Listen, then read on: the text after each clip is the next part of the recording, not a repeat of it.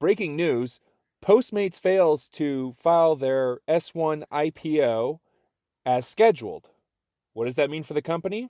Let's talk about it.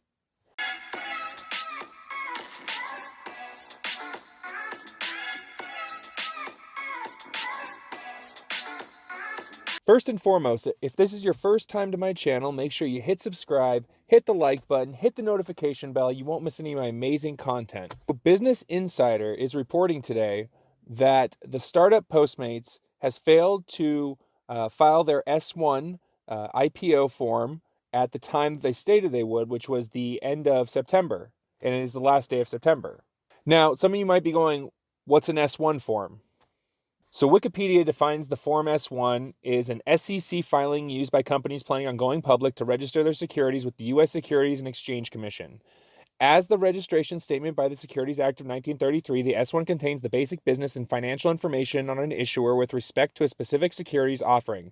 Investors may use the prospectus to consider the merits of an offering and make educated investment decisions. Now, straightforward, this is a form that basically puts out if you're profitable. What's your profit of growth? What's your profit margin? And as an investor, someone who has a ton of money, I would say, wow, they're growing hand over fist. I got to give them money.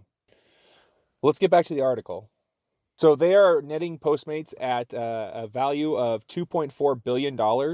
And a big issue with Postmates in the past, when I had made my previous video about them going public, and I'll put that link in the description below, is that they were being seen as not very profitable, meaning they weren't making any money. They weren't profitable. Sure, you can sell, but you need to have a good return in order for investors to say it's worth their time. They don't want to just spin their tires in the dirt with their money. So as the Business Insider reported, it is the last day of the month. There is no S-1 filing. And Business Insider actually calls them out. Postmates, which is not believed to be profitable, may be exercising caution during a nightmarish year for money-losing consumer technology companies. On Monday, WeWork shelved its IPO until next year. And a lot of you might be going, well, what's WeWork? WeWork was a company that purchased properties and buildings, and they would actually rent out desks and office space. And they were netted at worth $12.9 billion. But even though that they had made... Like a cat running out by my car. Even though that they had made all that money, they had actually not turned a profit. So when it came time at the very last second, they pulled not putting their S-1 form in as well. And according to this article that I read from Bloomberg Economics, WeWork was actually slated to be the #2 IPO of the year, and it ended up pulling out and not having any money. And now they're actually stating that at the rate that WeWork is spending, they're going to run out of money soon. So they're going to have to find new revenues of income quickly.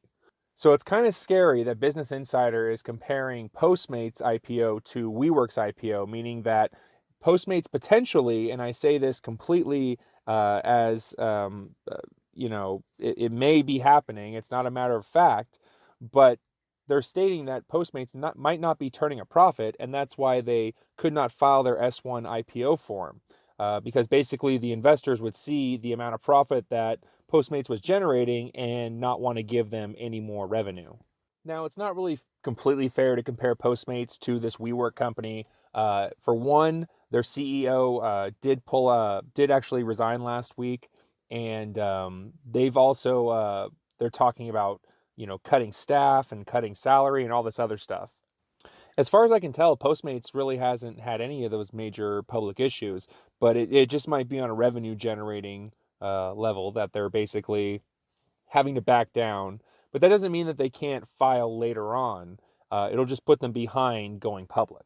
Going public might not even be that great of an idea because, as this article on Business Insider is also stating, Uber and Lyft, since they went public, the investors have shaved tens of billions of dollars off their worth.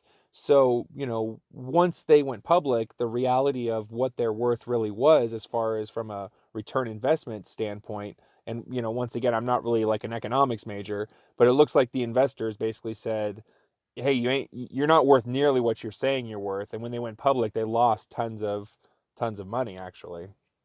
Now, I'm going to put all these articles in the description below as well. You can give them a read yourself.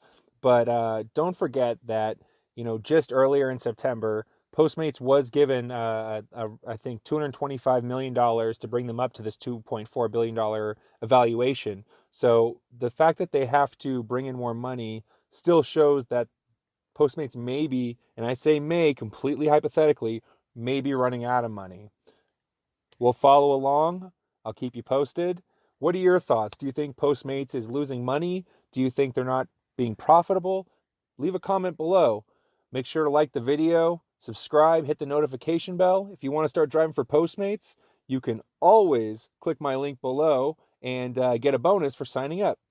Catch you on the next video.